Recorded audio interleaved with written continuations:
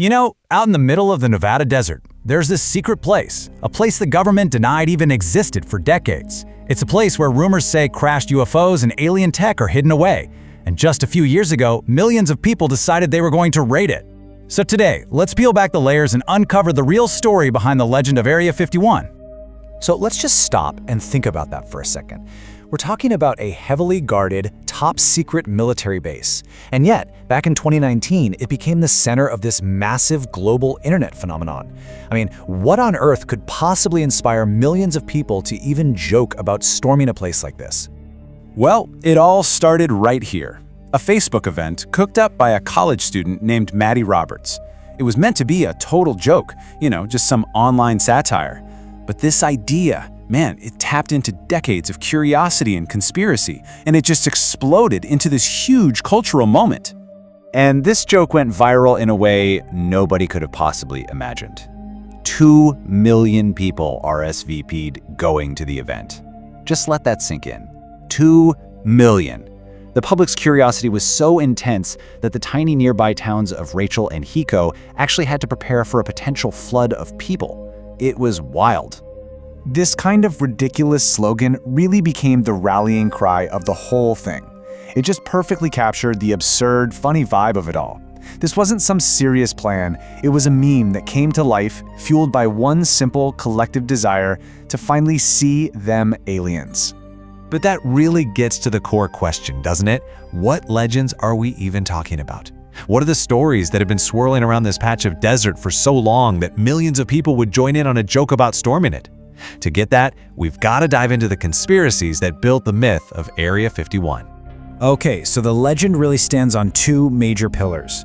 It all kicks off with the Roswell incident back in 1947. The official story was a crashed weather balloon, but the legend says it was a UFO, and that the wreckage and its occupants were whisked away to Area 51.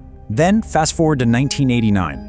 A guy named Robert Lazar comes forward with this bombshell claim that he personally worked on alien spacecraft inside the base. That claim basically cemented Area 51's place in paranormal history forever. So on one hand, you've got crashed saucers and reverse-engineered alien tech, but what's the real story? If we strip away all the science fiction, what was actually going on at this top-secret facility? Well, it turns out the truth is just as fascinating, but for totally different reasons. The real origin of Area 51 has nothing to do with outer space and everything to do with the high-stakes tension of the Cold War. So here's the official declassified reality. Area 51 is a U.S. Air Force base at a place called Groom Lake, Nevada. It's a dry lake bed which is perfect for testing experimental aircraft. Its purpose wasn't to hide aliens, but to secretly build and test the planet's most advanced spy planes and military tech.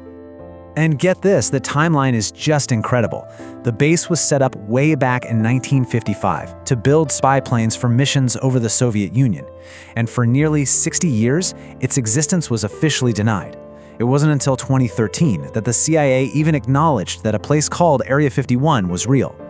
And what were they testing there? Some of the most groundbreaking aircraft in history. We're talking about the U-2 spy plane, which flew at altitudes people thought were impossible, the SR-71 Blackbird, which could fly faster than a rifle bullet, and the F-117 Nighthawk, the very first stealth fighter. These machines were unlike anything anyone had ever seen before. So this brings us to the key question. How did a secret spy plane program become the center of an alien conspiracy? Well, as it turns out, the alien legend was the perfect cover story. And this really lays out the connection perfectly. See, back in the 1950s and 60s, commercial airliners flew at around 20,000 feet. All of a sudden, people were seeing objects flying at over 60,000 feet, moving at incredible speeds.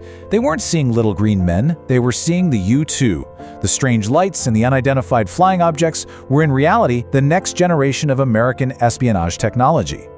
And this is where the story takes a fascinating turn. According to author Annie Jacobson, the CIA quickly realized that the alien rumors were actually super useful. If the public was looking for UFOs, they wouldn't be looking for secret spy planes. The agency actually encouraged the alien legend because it was the perfect smokescreen to protect their most valuable secrets. So where does that leave us today? The Cold War is over, the U-2 is a museum piece, but the base at Groom Lake is just as busy and just as secret as ever. The facility is still a very active testing and training range. It's believed to be the birthplace of the world's most advanced drones and the next generation of stealth aircraft. Something like 1,500 people commute to work there, often on chartered flights from Las Vegas. And for those little towns like Rachel and Hiko, the base and the tourism it brings is a huge part of their local economy, with businesses leaning hard into the whole alien theme. But make no mistake, those warning signs and armed guards are very, very real. So through decades of official denials, bombshell claims, and portrayals in shows like The X-Files, a top-secret military installation was transformed into a global icon. It became synonymous with government secrecy, alien conspiracies, and that tantalizing idea that the truth really is out there. And that brings us to the final, lingering question. We know it probably wasn't holding aliens from Roswell, but in an age of hypersonic weapons, advanced AI, and space-based warfare, the technology being developed at Area 51 today might be even more mind-bending than any alien spacecraft we could imagine. So what do you think they're working on in there right now?